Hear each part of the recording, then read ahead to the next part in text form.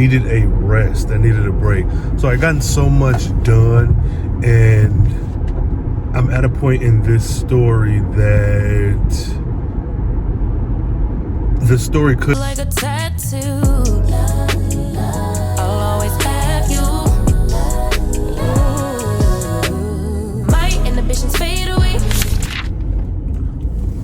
So I have not written anything in a while. I went hard for maybe 3 weeks, writing nonstop, and as much progress that I had made, I wasn't burnt out, but I felt like I needed a rest. I needed a break. So I gotten so much done, and I'm at a point in this story that the story could end. It's not going to, because I have, much more of my outline and story to tell, but the story could end. And I don't want to say I'm lost, but even though I have the rest of the story mapped out, I have to bridge the portion where I ended with the new, or the rest of the outline, which is not difficult to do, but I had gone nonstop for so long, getting the amount of words done in like 2 to 3 weeks that would have taken me 6 to 9 months before, and has taken me even years with other projects. So I'm proud of myself for that, and I have this plan to just be done by the end of the year. There's a certain number of words or books that I'm trying to have done by the end of Q4, but I'm also being realistic with myself.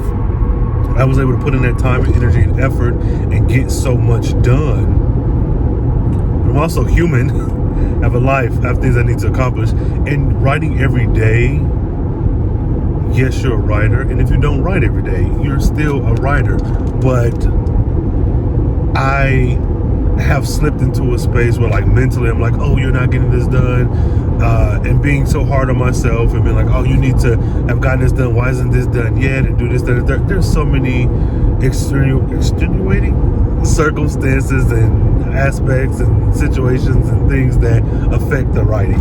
And so while I do wish I would have made more of the last couple of days of getting the writing done, I am separated enough from it that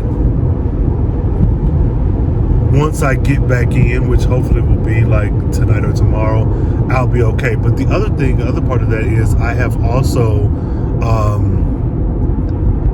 neglected some other parts of myself and other parts of life. Mainly I'm speaking of podcasting, that I've just like separated myself from, that I'm getting back into. And so I do have an opportunity to get that done, or to reconnect with that part of my interest, hobby, self, coming up like literally tomorrow. And so I have to work on that today.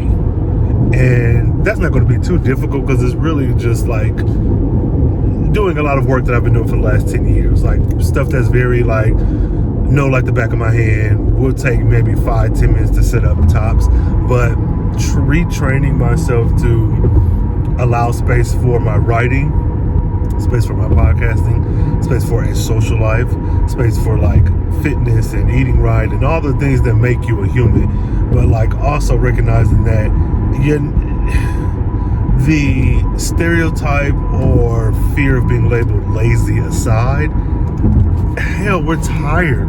Election coming up, I'm seeing about how to early vote for that, because I don't want to be bogged down November 5th with trying to, which I never have, because where I live, the location that we've gone to, usually either we just luck up and get there at the right time, or it's not as busy. So, and that's every election.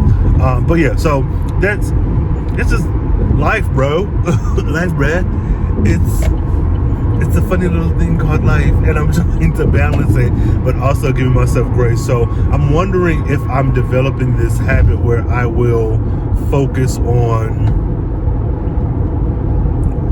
writing and pour into it for weeks at a time, and then give myself additional time to like just relax and then get back to it. Because this book is almost done, like quite literally. I think I'm going right into the third act, and the third act is lengthy, but it's lengthy as an outline. When I actually sit down and write this, it could be lengthy because I'm long-winded with my writing, but like the actual events, a lot of stuff that makes it long in my outline is like a lot of dialogue that's already written that just needs to be polished up once it's placed into the chapter and the story. In my ending, I love this ending. At first I was a little nervous about it because I'm so bad and good, I guess, at endings that a lot of times I end things in a way that would facilitate more story, which, you know, that's what you want to do, but to the point where I want like another installment. Like I could never write a standalone book. It's always like, oh, how does this move into the next one, and let's explore these characters and this, that, and the third. But like with this one, I think I nailed the ending, and so I'm looking forward to getting to there. But with me looking forward to getting to the ending, I'm also taking that like regular generic advice that people tell you, like to live in the moment. And so though I do want this book to be done, and I am very... Why weren't you pregnant though? High horse, come on back down to earth, cause baby, you black. So I'm going out on a school night, going to hang out with a friend at this bar, and we missed each other. He was supposed to kick it a couple days ago, but he was only in town for a little bit.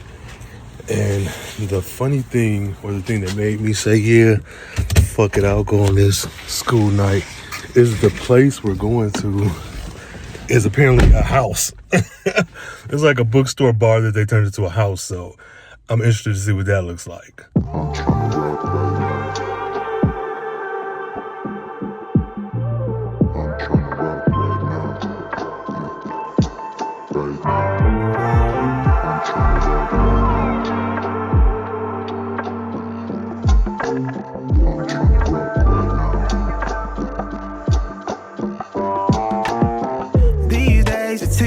She say we duck and dodge for crumbs alive. So I just finished voting, and the process was fun, I guess, interesting, but it was a lot of fucking bubbling in. It ain't no read between the lines. If you looking for a spark, you know you got the whole fire if you want it. Let me show you how to stoke it.